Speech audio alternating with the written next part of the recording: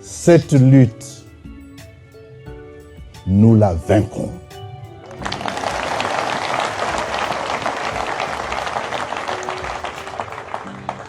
Malheureusement, ou je dirais heureusement, que nous n'avons pas de plan B. Nous n'avons pas une autre alternative que vaincre cette lutte.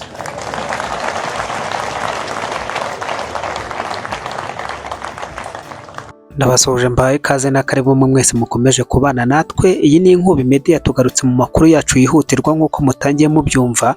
Umugabo witwa Corneille Nangaa amaze gutangaza amagambo akomeye yuko nta yandi mahitamo mama 23 isigaranye, nta bundi buryo buhari, ni ukwiyahura, bapfa bagapfa, bashira bagashira. Ariko ndaza kugaruka none ku kibuga cy'indege cya Kisangani. Amakuru yamaze kumenyekana nuko burya bya bitero by'indege byari bifite icyo bigambiriye, ntago byashakaga ikibuga muri rusange cyangwa abagenzi, ahubwo bashakaga inzu zikorerwamo controle nk'uko amakuru arimo aragenda bigarukaho. Ariko kandi nanone ndaza kugaruka ku makuru ya nyuma ku rupfu rwa Liyetona Colonel Wiringoma. Byamaze kumenyekana yuko izi nyeshyamba ari z'ubwazo zamushahuye ziramwiyicira nyuma yuko atarimo arahuza nabo ku bibazo byari biri muri uyu muryango cyangwa muri uyu mutwe w'izi nyeshyamba. Ndagaruka no muri teritwari ya Masisi, amakuru yo ni menshi ariko ntatindiganyije.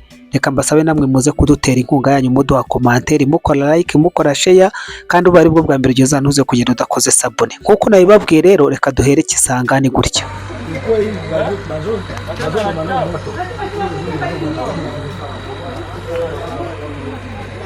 Toi, tu penses vite. Ça dit des gars pour être touché. Vite, Touché.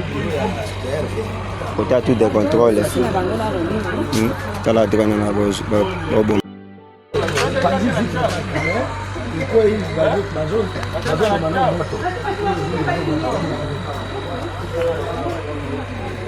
Toi, tu penses vite. Ça dit des gars pour être touché. Vite, Touché. quand tu as tout de contrôle, tu as la drogue dans la bouche. Kisangani, reka mpite nkomeza nerekeza muri teritwari ya Masisi, ahangane muri Kivu y'Amajyaruguru, aho ingabo za guverinoma ya Repubulika ya Demokarasi ya Kongo FARDC bafatanyije n'Abazalendo bamaze kohereza irindi tsinda rishya ry'abasirikare kabuhariwe bagiye guhangana n'izi nyeshyamba za mama 23 zikomeje kugera amajanja agace ka Katoyi ndetse n'ubundi bice bihakikije. Kuko amakuru aturukayo rero, iri tsinda murimo murareba ahangaha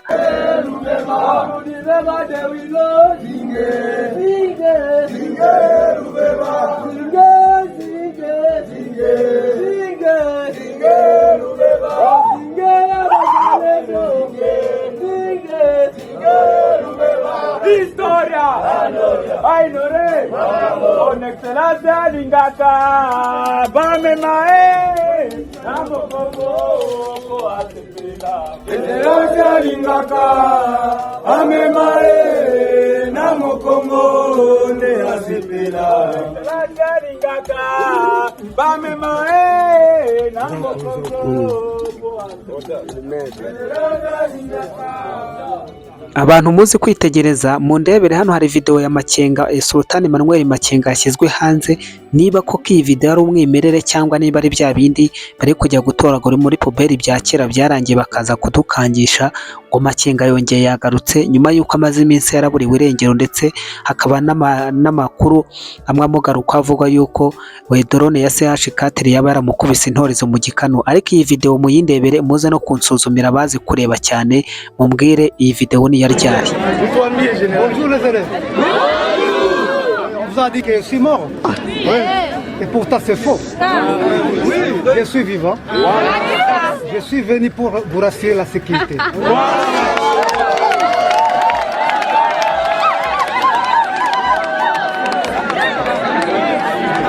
Urupfu rwa Liyetona Colonel Wiringoma rwamaze kujya habona. Ntabwo Liyetona Colonel yishwe na FARDC, ntabwo yishwe na Wazalendo. Liyetona Colonel yishwe n'izi nyeshyamba zo ubwazo nizo zamushahuye zihita zinamutsinda i Masisi zimutabayo. Amakuru ahari ni uko uyu mugabo hari ibyo atavugagaho rumwe n'izi nyeshyamba ku kigendanye n'irondabwoko ndetse n'amatwara yabo yo kugenda babeshya ibinyoma ngo bararwanira ngo ubwoko ngo runaka, ngo Abatutsi, ngo Abanyamurenge. Uyu mugabo yaje kubashyira ku karubanda kandi mbere yo gupfa ko yari yatangaje yuko n'ubundi amakuru ashyize hanze yiteguye ko niba ari no kuyazira azayazira, kandi koko niko byaje kumugendekera, byaje kumurangirana rugajya zimanitse bo ubwabo ari bo bamushahuye. Ati ni ayahe makuru rero yashyize hanze y'ibanga muri izi nyeshyamba za M23, dore yuko byavugwaga yuko atanavugaga rumwe na Sultani Manuel Makenga nk'uko mugiye kubyiyumvira. Kila mtu anajijua kwenye iko sawa. Mimi naweza nikakamata nimero, mimi najua kama nitatumikisha hii nimero. Buri muntu azi kwari. Sikia nikwambie. Bisobanura nyuma bure. Moi CD va demander au général Padiri Jonas. Nilikuwa naye kuanzia 2e brigade Kamikoro gashire Kabalo, Kongolo, Manono, c'est encore hapo nani Seu Baraka, sawa, ti Kabamba, Minova, nilikuwa naye Tigoma. Nisikie vizuri, MRCD, sawa, kuanzia 4e brigade banaiunga. On était avec les Tutsis. Moi, j'ai travaillé beaucoup avec les Tutsis. Hauwezi ukanidanganya. Wakati ya AFDL, les premières choses nilitudanganyaka nayo kusema kama Mobutu iko tribal ya au niveau, tukakubali.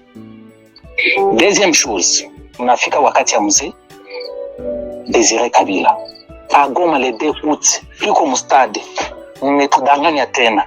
Oh no, unaona mzee Kabila anachema fulani chef d'état major sijue banani.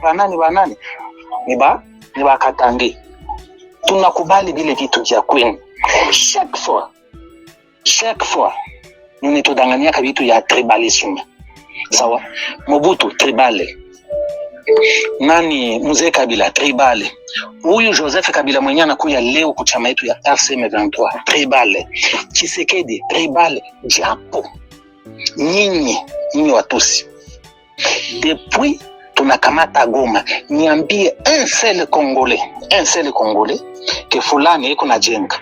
Mais sasa mimi nitumane mama picha mwaid group, nitumane waone koma sawa na dadake na Makenga mwenye kunasimamia ku frontiere ya Goma, yeye na bwanake si alikuwa kunani, alikuwa munani, alikuwa mgouvernement hapa. Sasa tunakamata Goma, si ndio anaingia mwafsi, uone gisi gari iko na tembelea gisi hakuna franga, bako nacheza na franga, sawa. Sasa pale unataka niambia nini? Unawaza kasema ni ujinga tu kwa wakati tuko Rutshuru, hivi ndio tulisikilizanaka, hivi ndio bilikuwaka. Kwa nyewe Watusi, wakati unaanza kitu, unaanza na wenzenu vizuri, na wakati tu unafika mkatikati siku imekuwa utamu, unaanza bakarte. Wewe unawaza sema gisi nuluwa nani Magloire tulifurahia sisi wa Kongomani. Na tuko na ninyi mchama na unakamata gouverneur, vice gouverneur na msukuma enda wewe Magloire. Wewe unawaza sema sisi tuko wajinga. Basema hanuna tribale, hamiko na tribalisme. Ile tribalisme ya pata vile. Kwa nataka niseme vitu vyenye havikuwa kwa dunia. Sema revolution tuko kitu kimoja. Vous pensez que ba Congolais mugisi nulifanya, nulitumana vice gouverneur au Magloire. Vous pensez que nous sommes d'accord avec ça? Vous pensez que tout est sûr na nyinyi? C'est plus que batu balishaka ingia mumai mulaki. Sawa? Hatuna tena nafasi ya kwenda. Nous n'avons pas de choix. Mais ce que vous avez fait là, c'est regrettable. Nous le faisons kitu kimoja kibaya sana. Et que tous les Congolais qui sont à la CM23 ne sont pas d'accord avec ce que vous avez fait. Ne sont pas d'accord, s'il vous plaît. Tu vois quelqu'un comme une bête comme ça. Tout comme révolution. Ouais, on appelle ça Samie. Moi, je suis très compliqué. Moi, je peux accepter de mourir, ça. Et j'ai dit toute la vérité, Yacham. Toute.